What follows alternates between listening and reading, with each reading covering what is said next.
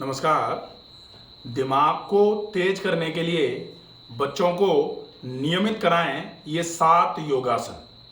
सामान्य तौर पर ऐसा देखा जा रहा है कि बच्चे सवेरे से लेकर शाम तक पढ़ाई पर बहुत फोकस कर रहे हैं, लेकिन उनके मार्क्स जो एग्जाम में आते हैं वो उसके अनुरूप नहीं आ पा रहे हैं जितना वो पढ़ते हैं। तो दिमाग को बहुत अच्छे तरीके से फर्टाइल बनाने के लिए, ग्रेस्पिंग पावर बहुत जल्दी बढ़ जाए, बच्चा पढ़े तो वो फिर लंबे समय तक भूले नहीं जो पढ़ा हुआ है। इसके लिए मूल रूप से कुछ ऐसे योगासनों का अभ्यास नियमित रूप से बच्चों को कराया जाए जो मस्तिष्क की क्षमताओं को बढ़ाने का काम करते हैं। आज हम लेकर आए हैं ऐसे 7 योगासन जो बच्चों की मेमोरी को इम्प्रूव कराने में बहुत अच्छे तरीके से मददगार साबित होते हैं। आज हमारे साथ उपस्थित हैं डॉक्टर आयुष। ये आपको बताएंगे कि इन आसनों का अभ्यास किस तरीके से किया जाना चाहिए। पहला योगासन जो बच्चों को कराया जाना चाहिए वो है ताड़ासन। ताड़ासन खड़े होकर के करने वाला आसन है। तो हम डॉक्टर आयुष से रिक्वेस्ट करते हैं कि खड़े होकर आसन जो किए जाएंगे उनकी सीरीज को अच्छे तरीके से डेमो के लिए आप खड़े हो जाएं। और खड़े होकर करने वाला पहला आसन ताड़ासन। ताड़ासन का अभ्यास किस तरीके से किया जाएगा? दोनों पैर मिलाकर के खड़े हुए हैं, दोनों पैर की एड़ियां और अंगूठे आपस में मिले हुए, दोनों हाथ फ्रंट थाइस पर। श्वास को भरते हुए दोनों हाथों को धीरे धीरे करके ऊपर की ओर उठाना है, ऊपर की ओर उठाना है, हाथ पूरे ऊपर की ओर जाएं। अब धीरे से श्वास को छोड़ा जाए, फिर लंबी गहरी श्वास भरते हुए दोनों हाथों को पूरा ऊपर की ओर खींचते हुए एड़ियों को ऊपर की ओर उठाना है। पूरा वजन पैर के पंजों पर होना चाहिए। अगर बच्चा ये आसन करके होल्ड करेगा, जैसे ही वजन पंजों पर आएगा बच्चे का शरीर जो है थोड़ा थोड़ा हिलेगा।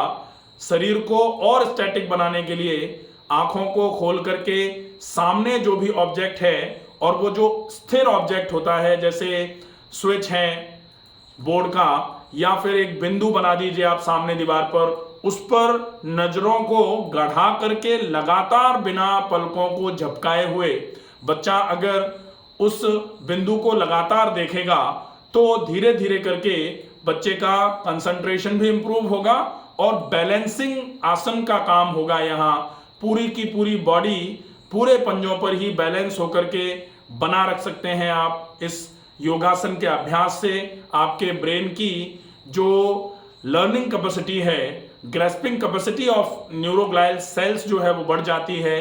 तो ये योगासन आपके लिए बहुत इफेक्टिव तरीके से काम करेगा। दूसरा, जब हम इस योगासन को कर रहे हैं तो वापस आने के लिए श्वास को छोड़ते हुए धीरे से पहले एड़ियां नीचे लेके आएं, फिर एक लंबी गहरी श्वास भर लें और श्वास को छोड़ते हुए धीरे से हाथों को भी नीचे लेकर के आ जाएं। पहला आसन। अब हम दूसरे आसन का अभ्यास करेंगे। दूसरे आसन में आसन है वृक्षासन। वृक्षासन भी खड़े होकर करने वाला आसन है। हम दोनों पैर मिलाकर के खड़े हुए हैं, दोनों हाथ फ्रंट थाइस पर हैं। वृक्षासन का अभ्यास शुरू करेंगे। लंबी गहरी श्वास भरें। श्वास को भरते हुए दाहिने पैर को घुटने से मोड़ते हुए दाहिने पैर की एड़ी को बाएं पैर के रूट ऑफ थाई पर लगा लेंगे। ठीक है, चूंकि मिरर इमेज है, कंफ्यूजन नहीं होना चाहिए। दाहिना पैर उठाया हुआ है डॉक्टर आयुष ने, दाहिने पैर की एड़ी बाएं पैर के रूट ऑफ थाई पर लगा रखी है। अब हम दोनों हाथों को, श्वास को छोड़ेंगे यहाँ, फिर श्वास को भरते हुए दोनों हाथों को कंधे के बराबर ऊंचाई पर उठाएंगे। श्वास छोड़ेंगे, हथेलियां आसमान की ओर करेंगे। श्वास को भरते हुए हथेलियों को सिर के ऊपर आपस में मिला करके नमस्कार मुद्रा बनाएंगे। अब आप इस आसन को होल्ड करेंगे। इस आसन में फिर से एक पैर पर बैलेंस करना है अब की बार। तो बैलेंस करने के लिए आपको सामने की तरफ दीवार पर फिर से एक बिंदु बनाना है और उस बिंदु पर लगातार गेज करना है, आंखों को पलकों को बिल्कुल बिना झपकाए हुए। ये आसन भी कंसंट्रेशन इंप्रूवमेंट के लिए बहुत अच्छा आसन है, दिमाग को तेज करने के लिए बहुत अच्छा आसन सिद्ध होता है ये।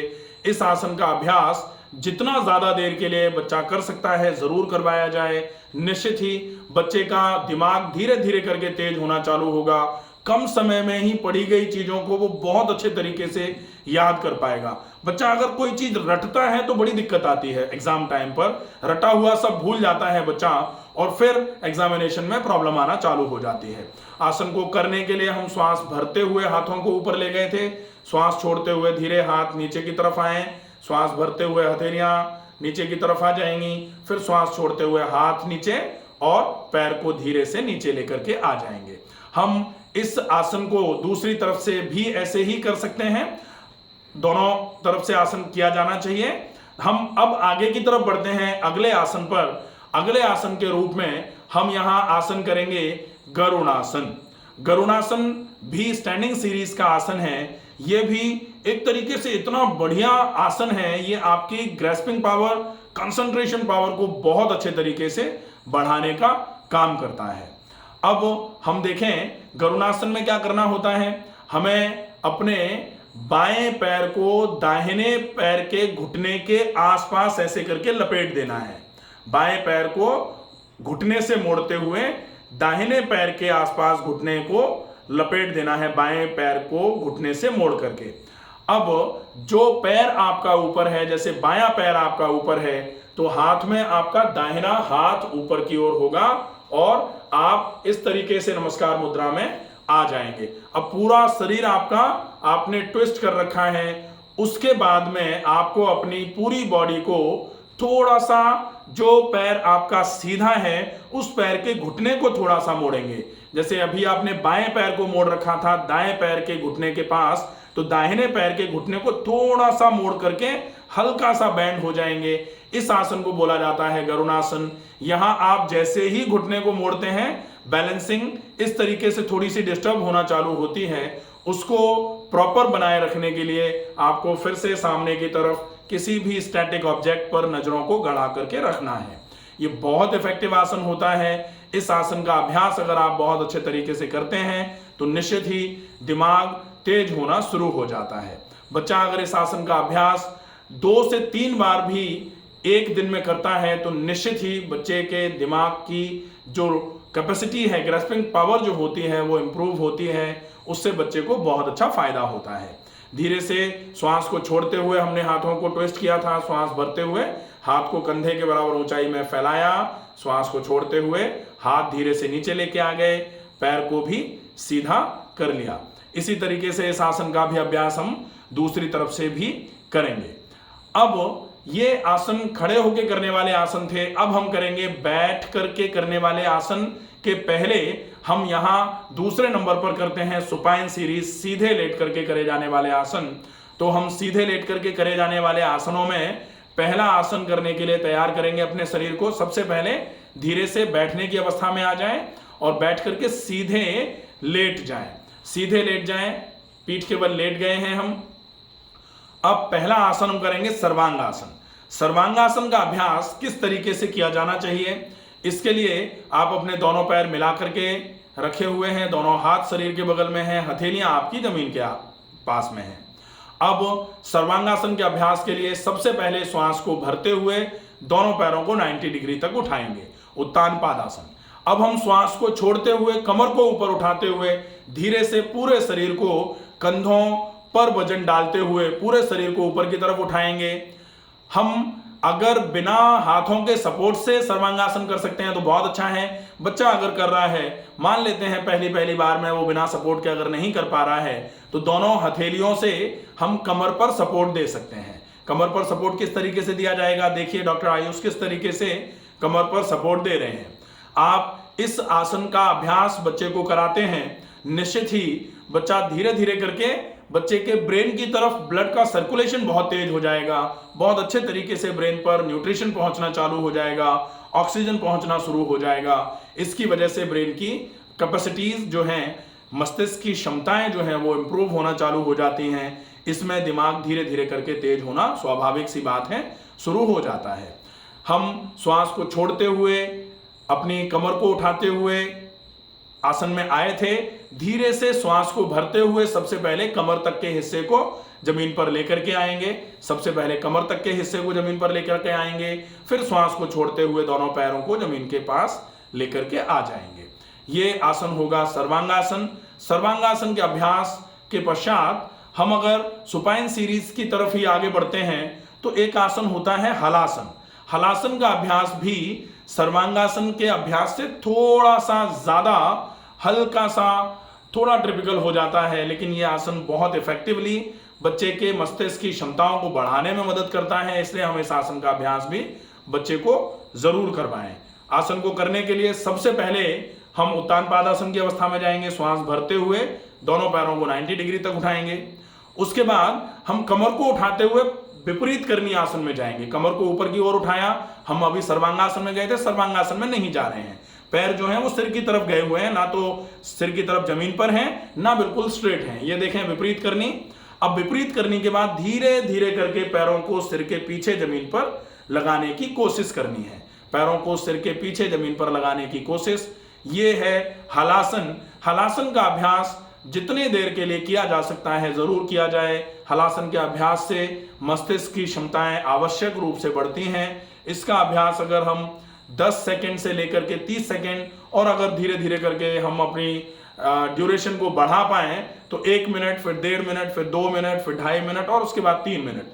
3 मिनट तक अगर हम किसी भी आसन का अभ्यास करते हैं तो आसन हमको निश्चित तौर पर इफेक्ट देना शुरू कर देता है। कहा जाता है स्थिर सुखम आसनम। आसन जब तक आप स्थिर होकर के लंबे समय तक किसी भी अवस्था में रुकते नहीं हैं तब तक आसन आपको इफेक्ट नहीं देगा।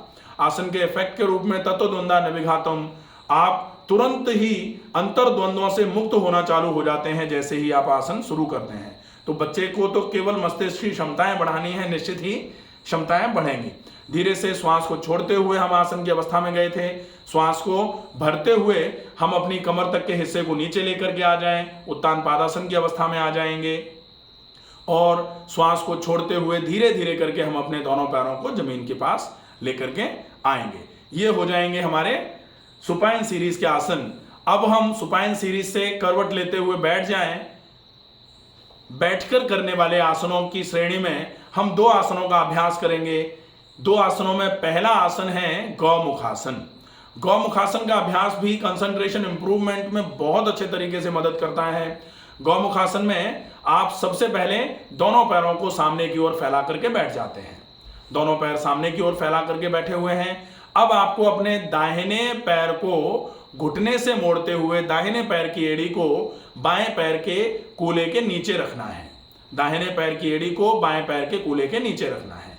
अब अपने बाएं पैर को घुटने से मोड़ते हुए बाएं पैर की एड़ी को दाएं पैर के कूल्हे के नीचे रखना है। दोनों घुटने एक दूसरे के ऊपर आ जाएंगे। इसमें दोनों घुटने एक दूसरे के ऊपर आएंगे। गौमुखासन का अभ्यास जो होता है वो ये जो है, हाँ बिल्कुल, इसमें आप अपनी ये वाली जो एड़ी है, इस वाले पैर को, जैसे ये जो बायां वाला पैर है, बाएं वाले पैर को ऊपर की तरफ से क्रॉस कराते हुए उधर की तरफ ले जाएंगे। हाँ ये ऐसे। अब ये वाला, हाँ ये अब देखें, अब ये होगा गौमुख। गौमुख घुटनों से बनता है, तो गौमुख घुटनों से बनाया हमने। अब हम जो पैर हमारा ऊपर है उसके अपोजिट वाला हाथ हम ऊपर ले जाएंगे। हम देख रहे हैं कि बायां पैर हमारा ऊपर है, दाहिना पैर नीचे है। अब बायां पैर ऊपर है तो हमें अपने दाहिने हाथ को ऊपर की ओर ले जाना है और बाएं हाथ को नीचे से पीठ पर नीचे से ऊपर की तरफ लाना है, और दाहिना वाला हाथ जो है वो हमारा इस तरीके से ऊपर से जाएगा। ये दोनों हाथों को इस तरीके से हम पकड़ लेते हैं। इसमें आप जब इस आसन को कर रहे होते हैं गौमुख की आकृति बनती है, इसलिए इस आसन का नाम होता है गौमुखासन। गौमुखासन भी मस्तिष्क की क्षमताओं को बढ़ाने में बहुत अच्छे तरीके से मदद करता है। इस आसन का अभ्यास दोनों तरफ से होता है। आप देख लें, इस तरीके से आपका आसन आपको करना है। धीरे से श्वास को छोड़ते हुए आप अपने हाथों को पीठ पर पीछे मिलाया था आपने। अब श्वास को भरते हुए दोनों हाथों को आप धीरे से कंधे के बराबर ऊंचाई में लेके आ सकते हैं। श्वास को छोड़ते हुए धीरे से आप अपने हाथों को नीचे लेकर के आ जाएंगे। फिर श्वास भरी और लंबी गहरी श्वास धीरे से छोड़ेंगे, दोनों पैरों को सामने की तरफ फैला लेंगे। ये होता है आपका गौमुखासन। अब हम करेंगे अर्ध मत्स्येंद्रासन। अर्ध मत्स्येंद्रासन, सबसे पहले हम दंडासन की अवस्था में बैठे हुए हैं। हमें अपने दाहिने पैर को घुटने से मोड़ करके दाहिने पैर की एड़ी को बाएं पैर के कूल्हे के नीचे रखना है। ठीक है, दाहिने पैर की एड़ी को बाएं पैर के कूल्हे के नीचे रखना है, जैसे हमने अभी रखा था। ठीक है, दाहिने पैर की एड़ी, दाहिना पैर। ठीक है, दाहिने पैर की एड़ी को हम अपने बाएं पैर के कूल्हे के नीचे रख लेंगे। अब जो बायां पैर है हमारा, उसको हम घुटने से मोड़ेंगे और बाएं पैर का तलवा दाएं घुटने के दाहिने घुटने के दाहिनी तरफ आ जाएगा। ये आप बहुत गौर से अगर सुनेंगे तो हर मूवमेंट बहुत प्रॉपर तरीके से आ जाएगा आपका। आपने सबसे पहले अपने दाहिने पैर को घुटने से मोड़ा, दाहिने पैर की एड़ी को बाएं पैर के कूल्हे के नीचे रखा। फिर आपका बायां पैर आपने घुटने से मोड़ा, बाएं पैर को घुटने से मोड़ते हुए बाएं पैर का तलवा दाहिने पैर के घुटने के दाहिनी तरफ आपने रखा। अब आपका जो घुटना है वो एक ऊपर है बिल्कुल। ठीक है, अब आप देखेंगे कि जो घुटना ऊपर है उसके अपोजिट वाला हाथ आप श्वास को भरेंगे, दोनों हाथों को कंधे के बराबर ऊंचाई में उठा लेंगे। अब आपका बायां घुटना ऊपर है तो आपको अपने दाहिने वाले हाथ को इस तरीके से दाहिने वाले हाथ को ऐसे करके यहां से घुटने से क्रॉस कराते हुए टखने पर ले जाना है दाहिना हाथ, और बाएं वाले हाथ को कमर के पीछे से ले जाते हुए बाएं हाथ को दाहिनी तरफ कमर पर आपको लगाना है और पूरा कंप्लीट ट्विस्ट हो जाएंगे आप। अब ये जो आसन है, ये आसन पाचन तंत्र की व्यवस्थाओं को सुधारने के लिए सबसे बढ़िया आसन माना जाता है। इस आसन का अभ्यास अगर आप जैसे इधर की तरफ से आपने बाएं पैर को दाहिने पैर की तरफ कर रखा है, तो आप इस आसन का अभ्यास अगर करेंगे तो ये आसन आपकी डायबिटीज के लिए बहुत अच्छा आसन हो जाएगा। अगर हम इसको दाहिना पैर ऊपर करके करेंगे तो फिर ये लिवर की समस्याओं के लिए बहुत अच्छा आसन हो जाता है। साथ में बच्चे को अगर आप इस आसन का अभ्यास करा रहे हैं तो निश्चित ही बच्चे के पाचन तंत्र की व्यवस्था सुधरते हुए बच्चे का मस्तिष्क बहुत अच्छे तरीके से शार्प होगा, मस्तिष्क की क्षमताएं बहुत अच्छे तरीके से बढ़ जाती हैं। तो ये आसन, अब इसमें श्वास को छोड़ते हुए आसन की अवस्था में गए थे, श्वास को भरते हुए धीरे से दोनों हाथों को कंधे के बराबर ऊंचाई में उठा करके बगल में लेकर के आना है और श्वास को छोड़ते हुए धीरे से हाथों को नीचे लेकर के आ जाएंगे, दोनों पैर सामने दंडासन की अवस्था में फैला करके बैठ जाएंगे। ये आसन है।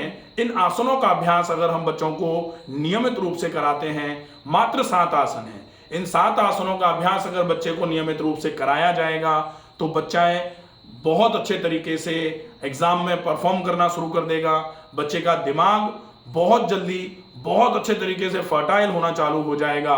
बच्चे के तेज दिमाग को पाने के लिए, बच्चे का दिमाग तेज करने के लिए इन आसनों का अभ्यास नियमित रूप से बच्चे को दिन में कम से कम एक बार, अगर संभव हो जाए तो दिन में 2 बार कराया जा सकता है। इन आसनों के अभ्यास के लिए कोशिश ये करें कि बच्चे को सबसे पहले पानी पिला करके उसका वॉवेल क्लियर कराएं, आंतें बिल्कुल साफ रहें। उसके बाद खाली पेट इन आसनों का अभ्यास कराया जाना चाहिए। आसनों के अभ्यास में अगर बच्चे का पेट भरा हुआ रहेगा या खाना खाने के बाद, आजकल क्या हो रहा है, लंच ब्रेक होता है, उसके बाद स्पोर्ट्स का लेक्चर या स्पोर्ट्स का एक क्लास रख दिया जाता है, वो प्रॉपर नहीं है। स्पोर्ट्स अगर कराना है या फिजिकल एक्टिविटी कोई भी करानी है तो पेट खाली होना चाहिए, या फिर आपने खाना जो है वो कम से कम 3 घंटे पहले खाया हुआ होना चाहिए। अगर ऐसी अवस्था में आप व्यायाम करवाएंगे तब फिर वो व्यायाम पूरे तरीके से लाभ करेगा। आशा है ये वीडियो आपके घर में जो भी छोटे बच्चे हैं उनके मस्तिष्क की क्षमताओं को बढ़ाने के लिए, उनके दिमाग को तेज करने के लिए आपकी मदद करेगा। ज़्यादा से ज़्यादा लोगों तक इस वीडियो को पहुंचाया जाए ताकि ज़्यादा से ज़्यादा लोग अपने बच्चों के दिमाग को तेज करने में इन आसनों का अभ्यास करा के मदद ले पाएं। स्वस्थ रहिए, सुरक्षित रहिए। धन्यवाद।